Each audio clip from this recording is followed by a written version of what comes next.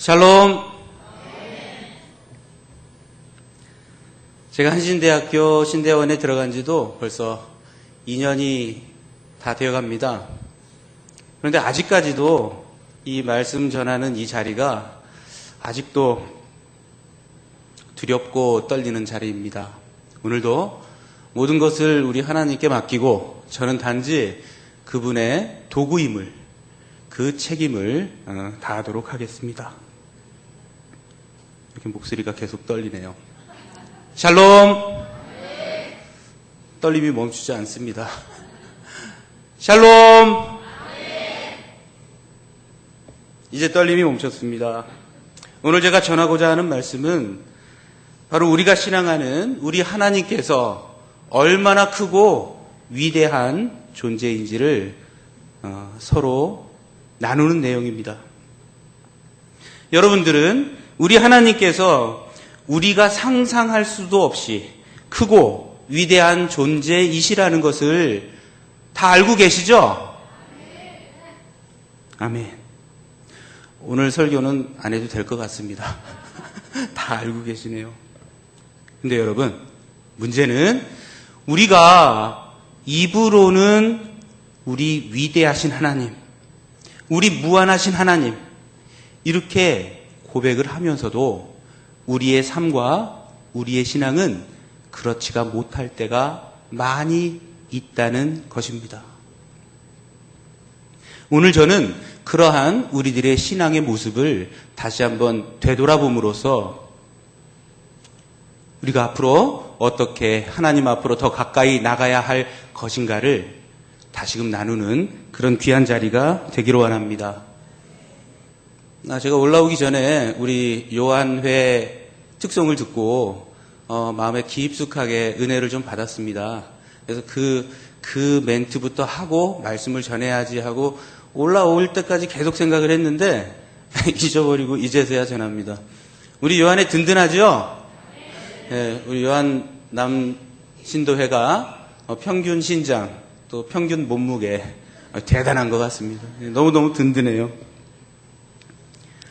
여러분들은 장님 코끼리 만지기라는 이야기를 다 들어보셨죠? 이 장님 코끼리 만지기라는 이야기는 우리 인간들이 얼마나 편협할 수 있고 얼마나 근시안적일 수 있는지를 보여주는 그러한 옛 이야기입니다. 부족한 우리들이 무한하신 하나님을 이해한다는 것은 바로 이 장님들이 코끼리를 만지는 것과 커다란 유사성이 있는 것입니다. 그 이야기를 좀 해드릴게요. 어떤 장님이 이야기합니다.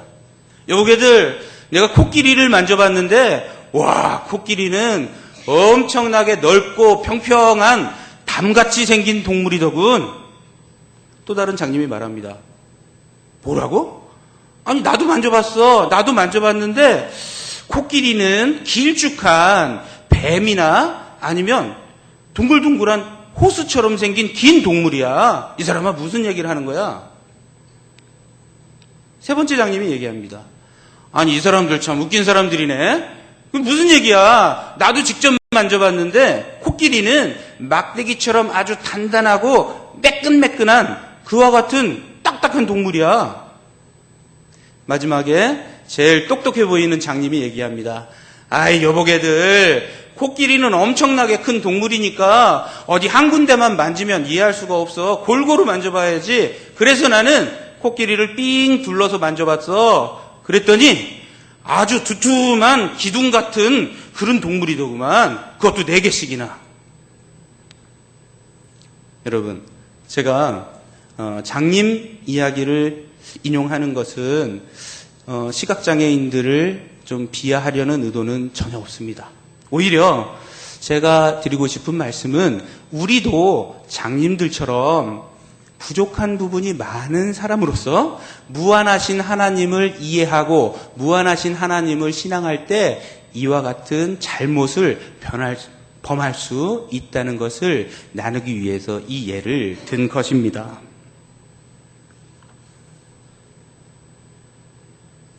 장님들은 그들 나름대로 가장 그들의 정확한 감각, 다시 말해서 촉각을 이용하여 코끼리를 이해하려고 노력한 것입니다. 그런데 장님들이 미처 상상할 수 없었던 것은 절대적인 코끼리의 크기였습니다. 장님들은 코끼리가 크다는 것은 알고는 있었지만 커도 그 정도 클 줄은 몰랐던 것입니다. 그래서 장님들이 발견한 코끼리는 어떤 면에서는 옳고 또 어떤 면에서는 틀립니다.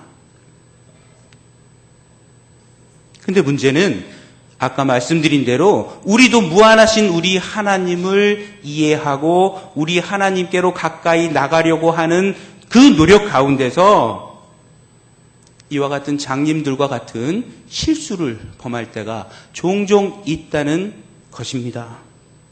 사랑하는 화평가족 여러분, 여러분들은 하나님을 어떠한 존재라고 고백하십니까?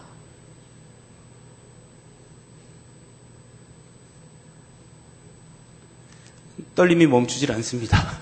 좀 도와주셔야 됩니다. 하나님을 어떤 존재로 고백하십니까? 예, 그렇습니다. 우리들은 우리가 신앙하는 우리 하나님을 이 천지 만물을 만드신 창조주로서 우리들은 고백합니다.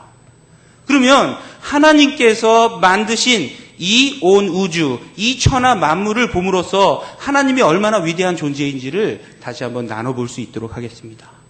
우리가 살고 있는 지구부터 출발해 보겠습니다. 여러분, 지구는 굉장히 커다란 땅덩어리이죠? 어마어마하게 큰 땅덩어리입니다. 지구상에는 200개가 넘는 나라가 있습니다. 그런데 그 중에 우리들은 평생을 살아도 10분의 1을 갈 수가 있을까요?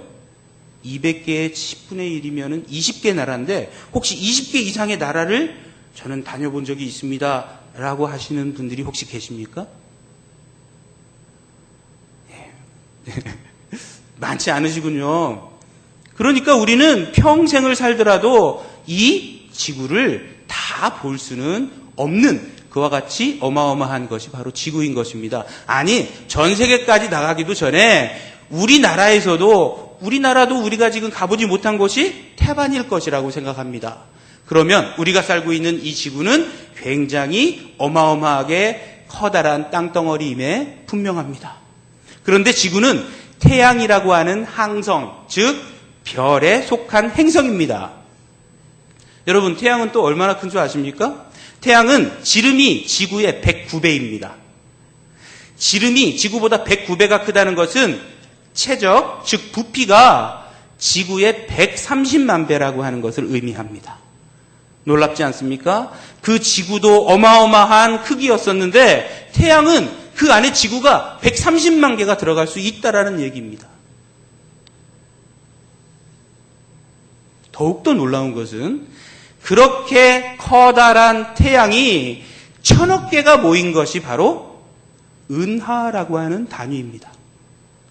그런데 과학자들은 이 우주에 그러한 은하가 태양과 같이 커다란 행성이 1000억 개가 들어있는 은하가 이 우주에는 역시 1000억 개 이상이 존재한다고 추정하고 있습니다. 그리고 이와 같은 것은 말 그대로 추정치이지 어느 누구도 이 넓은 우주를 정확하게 얼마나 넓은지를 이해할 수 없는 것입니다. 여러분, 숨 막히지 않습니까? 이 엄청난 지구는 태양에 비하면 좁쌀 정도밖에 안 되는 그와 같은 크기이고, 그리고 그와 같은 엄청난 태양이 130만 개가 모여서 은하를 이루고 그 은하가 또한 수천억 개가 있다는 이 넓은 우주를 생각해 보십시오. 그리고 그러한 우주를 조성하시고 계획하시고 말씀으로 창조하신 우리 하나님의 크기를 다시 한번 생각해 보십시오. 그렇다면 우리는 어떠한 존재일까요? 바로 제가 생각할 때는 먼지도 되지 않는 그와 같은 나약하고 미미한 존재일 것입니다. 여러분, 하나님께서 우리를 창조하실 때 혹시 무슨 재료로 우리를 창조했는지 다 알고 계시죠? 바로 흙으로 창조하셨습니다. 우리가 읽는 개역 개정 성경 그리고 새번역 성경에서는 그것을 땅의 흙이라고 정의하고 있습니다. 하나님은 땅의 흙을 가지고 인간을 만드셨다고 말씀하십니다. 그런데 이것은요, 약간 우리 사람들이 듣기에 조금 편하게 좀 부드럽게 해석한 그와 같은 결과입니다. 원래 성경에 쓰인 말씀은 아파르라고 하는 단어입니다. 아파르 민 아다마. 아다마는 땅이고요. 미는 뭐뭐로부터예요. 따라서 아파르 민 아다마는 땅으로부터의 아파르를 가지고 인간을 만들었다라고 하는 내용인데, 이 아파르는 놀랍게도 흙이라는 의미가 아닙니다. 바로 먼지라는 의미입니다. 흙보다 먼지가 훨씬 별 볼 일 없는 재료이죠. 그래서 영어 성경은 이것을 dust라고 번역해요. soil이나 earth가 아닙니다. 흙이 아니라 먼지인 것입니다. 하나님께서는 우리 인간을 이렇게 비천한 자료로 만드셨습니다. 근데 여러분, 우리들은 기본적으로 먼지로서 창조된 별 볼 일 없는 그와 같은 창조물이지만, 놀라운 것은 우리 하나님께서는 그러한 인간에게 관심을 가지시고 그러한 인간을 살펴주시고 보살펴주시고 그러한 인간을 사랑하시고 그 인간을 구원하기 위해서 구속사의 역사를 지금껏 진행해 오시고 있다는 그 놀라운 사실입니다.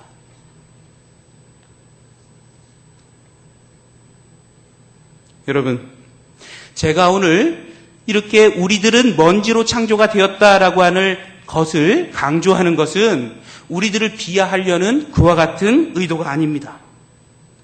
말씀드린 대로 보잘것없는 우리를 사랑하시고 그 구원의 역사를 펼쳐나가시는 무한하신 하나님의 감격스러운 사랑을 여러분들과 함께 나누기 위해서 이 말씀을 드리는 것입니다. 여러분, 그 크고 무한하신 하나님께서 우리를 창조하시고 우리를 사랑한다고 하는 그 사실이 놀랍지 않으십니까? 그 하나님의 사랑이 감격스럽지 않으십니까?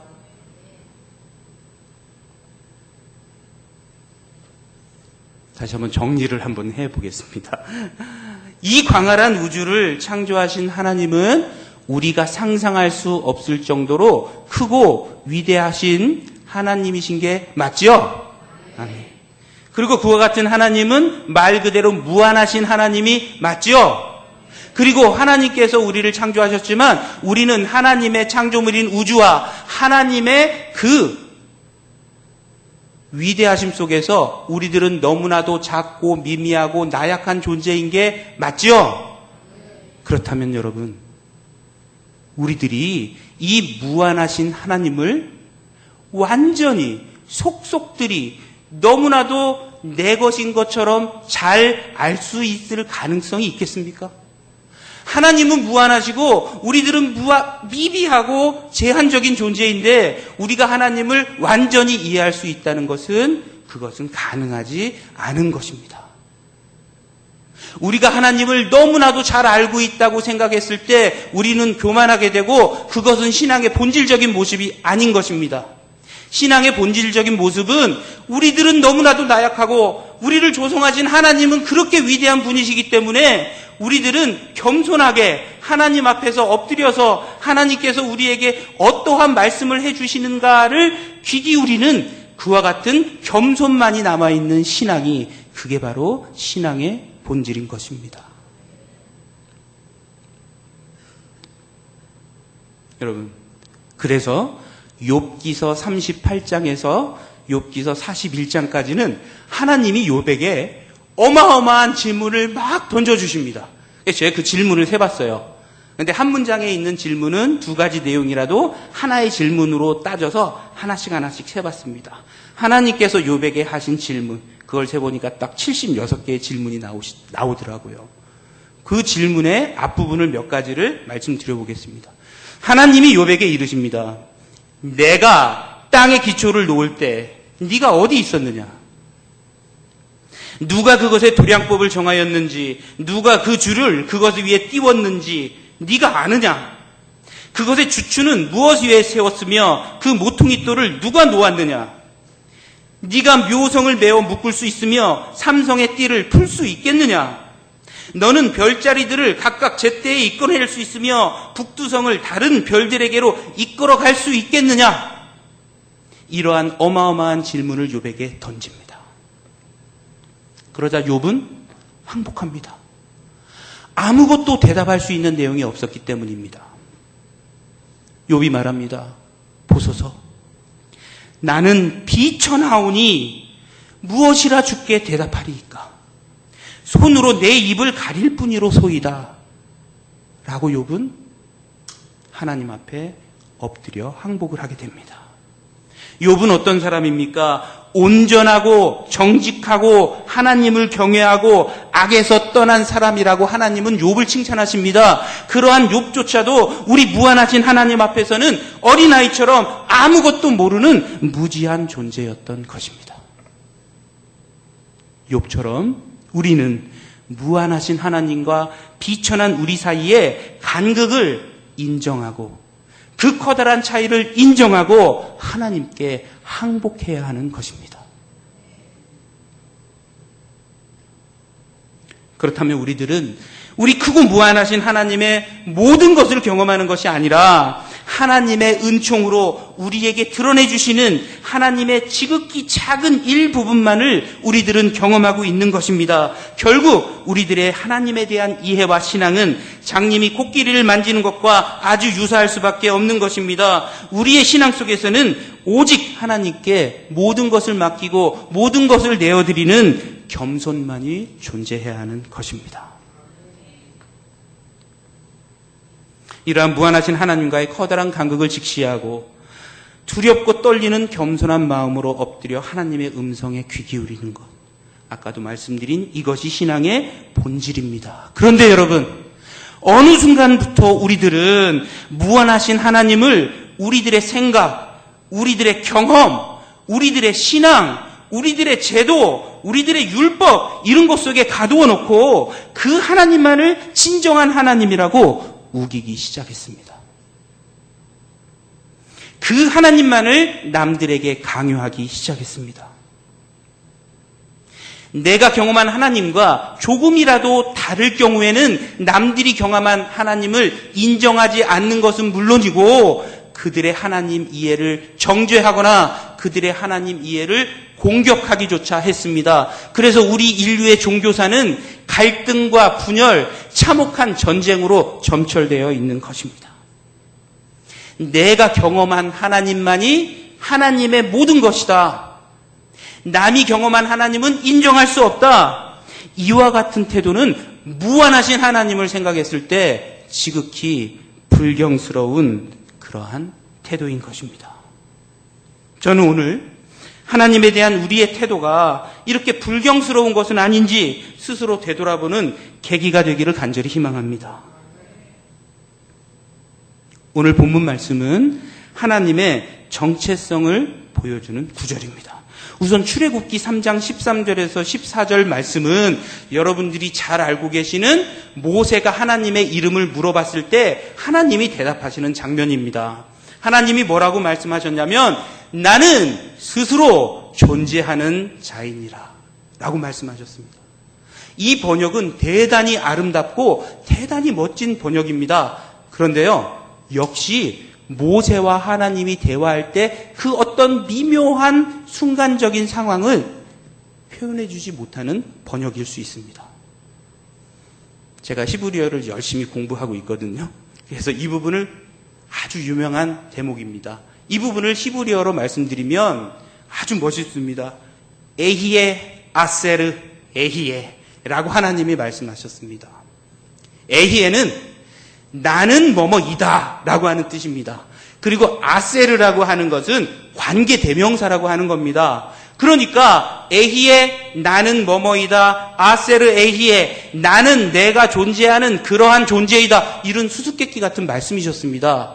다시 한번 상황을 말씀드리겠습니다. 모세가 하나님께 이름을 물어봅니다. 하나님, 하나님의 백성들이 당신들의 하나님이 너희들을 이끌어내라고 나를 보내셨다라고 말하면 그러면 우리들의 하나님이 누구냐라고 물어볼 텐데 그러면 이스라엘 백성에게 하나님의 이름을 뭐라고 말씀드리오리까? 라고 모세가 물어본 거예요. 그런데 하나님은 이렇게 대답하신 겁니다. 내 이름? 고대 히브리 사람들은 이름이 정체성이거든요. 그래서 하나님이 나의 정체성? 나는 난데 이걸 우리 모세한테 어떻게 설명해 주지? 모세야, 나는 나야. 나는 다른 어떤 것으로도 표현될 수 있거나 다른 어떤 것으로도 제한될 수 있는 존재가 아니야. 그냥 나는 나야. 너는 설명해줘도 모를 거야. 이와 같은 속뜻이 담겨있는 표현인 것입니다. 다시 말해서 하나님은 스스로의 정체성을 말씀하실 때 나는 나다라고 말씀하신 겁니다. 그래서 영어 성경은 이것을 이렇게 간단하게 번역합니다. I am that I am. 나는 나다.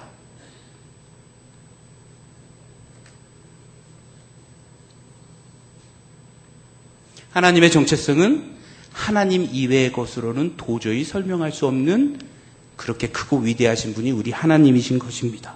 두 번째 본문은 요한계시록 22장 13절에 하나님께서는 스스로를 나는 알파와 오메가요, 처음과 마지막이요, 시작과 마침이라고 표현해 주십니다. 우리 인류는 과학의 발전으로 말미암아 많은 것을 알게 되었습니다. 옛날에는 모르고 꿈도 꾸지 못했던 것을 많은 것을 우리는 이해할 수 있게 되었습니다. 그런데 우리 인류가 절대로 이해할 수 없는 두 가지가 있습니다. 그게 뭘까요? 바로 시작과 마지막인 것입니다. 시작을 한번 생각해 보겠습니다. 인류의 시작은 어떻게 시작이 됐죠? 하나님이 창조하셨죠? 그런데 과학자들의 논리로 한번 표현해 보겠습니다. 과학자들은 빅뱅 이론을 얘기합니다. 빅뱅 이론이 뭐냐면 맨 처음에 우주는 너무 작아서 어떠한 공간도 차지하지 못하는 그와 같은 임계점에 우주가 뭉쳐있다가 갑자기 폭발을 함으로써 오늘날의 이 우주가 됐다라고 설명하는 게 빅뱅 이론입니다. 그러면 빅뱅 이론은 아무것도 없는 상황에서 갑자기 이 우주가 생겼다라고 하는 그와 같은 과학적인 분석인 것입니다. 이것은 어떻게 보면 우리 하나님이 말씀으로 이 세상을 창조한 것과 아주 비슷해 보입니다. 그런데 여러분, 그렇다면 빅뱅 이전에는 무엇이 있었을까? 빅뱅 이전에 있었던 것의 이전에는 무엇이 있었을까? 이러한 질문을 반복하다 보면 우리들은 처음이라고 하는 것을 애당초 이해할 수 없는 것이다 라고 하는 것을 깨달을 수가 있게 되는 것입니다. 마지막도 마찬가지입니다. 내일의 내일 이것을 계속 반복하다 보면 우리 믿는 사람들한테는 뭐가 올까요? 심판이 올 수가 있습니다. 하나님 나라가 올 수가 있습니다. 그런데 과학자들은 그것을 설명할 수가 없습니다. 인류의 멸망이 올 수 있을까요? 우주의 소멸이 올 수 있을까요? 그러면 그 이후에는 또 뭐가 있겠습니까? 그 이후의 이유는 또 무엇이 있겠습니까? 결국 이러한 질문을 계속하다 보면 우리 인간은 결코 마지막을 알 수가 없다라는 결론이 내려지게 되는 것입니다. 여러분, 우리 인류가 아무리 노력해도 알 수 없는 두 가지가 바로 처음과 마지막인데 그게 바로 하나님의 정체성이라고 성서는 놀랍게도 우리들에게 2000년 전에 보여주고 있는 것입니다.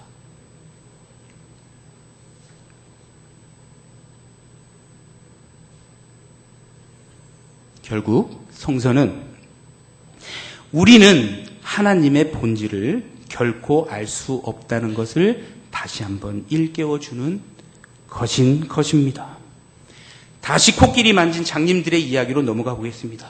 서로 다르게 코끼리를 경험한 장님들이 자기가 경험한 코끼리만을 옳다고 우기면서 다른 사람들은 모두 다 거짓말쟁이, 다른 사람들은 모두 다 무식한 사람들 이렇게 얘기하면서 서로 싸운다면 그 얼마나 어리석은 일이 되겠습니까?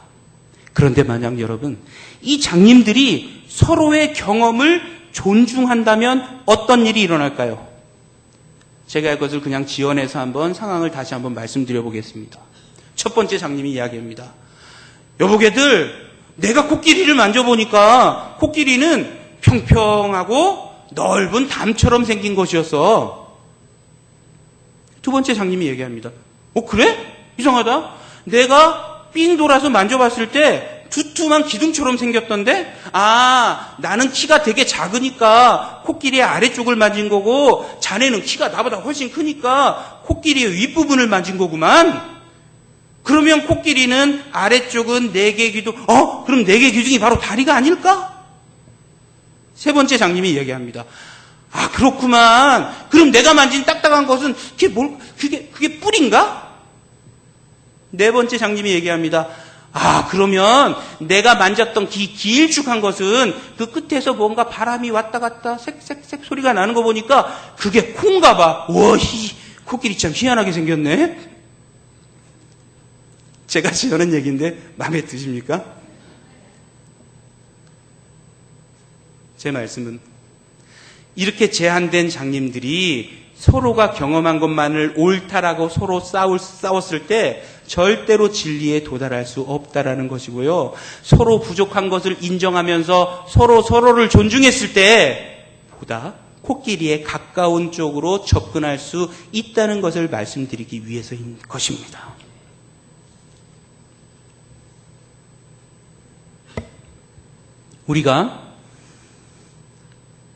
우리가 간직하고 있는 하나님에 대한 소중한 경험은 너무너무 값지고 귀한 것입니다. 그 경험을 잘 간직하십시오. 그런데 크시고 무한하신 하나님은 우리가 느낀 그 귀한 경험만으로는 제한할 수 있는 존재가 아닌 것입니다. 그것과 조금 다른 하나님에 대한 이해, 하나님에 대한 경험도 인정하고 그 경험도 존중했을 때 하나님에 대한 더 넓은 이해가 이루어질 수 있는 것입니다. 그래서 우리 예수님께서는 하나님 사랑과 이웃 사랑을 서로 같은 것으로 등치시키고 계시는 것입니다. 다시 말하자면 우리 이웃을 서로 이해하고 서로 존중하고 그들의 생각을 소중하게 간직하고 그리고 서로 사랑할 때만이 비로소 그 크신 하나님의 사랑, 그 크신 하나님을 확실하게 경험하고 신앙할 수 있다는 것을 예수님께서는 보여주신 것입니다. 오늘 말씀의 결론을 맺겠습니다. 사랑하는 화평가족 여러분, 오늘 예배는 요한의 주간 예배입니다. 요한회의 신도들이 경험한 하나님과 우리 교회에서 가장 어르신들이신 베드로회 어른들이 경험한 하나님이 약간 다를 수가 있습니다. 또 평생을 남성으로 살아오신 남신도 여러분들과 평생을 여성으로 살아오신 여신도 여러분들이 이해한 하나님은 약간 다를 수가 있습니다. 또한 이 자리에 예배에 참석하고 있는 우리 청년들이 경험한 하나님도 약간 다를 수가 있습니다. 그런데 서로의 하나님 경험을 비하하고 인정하지 않고 요즘 젊은 사람들 신앙은 좀 이상해. 왜 그러지? 헐뜯고 비판하고 정죄하고 또 젊은 사람들은 우리 어른들 신앙은 너무 고루해. 지금 시대가 어느 때인데 말이야. 이런 식으로 서로 경험한 하나님만을 고집하다 보면 우리들은 절대로 바람직한 하나의 교회 공동체를 이루어 나갈 수 없는 것입니다. 여러분, 교회가 하나가 된다는 것은 딱 하나의 신앙, 딱 하나의 생각만으로 일사불란하게 되는 게 아닙니다. 그것은 하나가 되는 게 아니라 획일적인 모습으로 바뀌게 되는 것입니다. 교회가 진정으로 하나가 된다는 것은 하나님 사랑 안에서 서로의 사랑과 신앙을 존중하고 배려하는 것입니다. 이렇게 서로 존중하고 배려하고 사랑함으로써 진정한 하나가 되는 진정한 화평을 이루는 우리 화평 공동체가 되기를 간절히 기도드립니다. 다 같이 기도드리시겠습니다.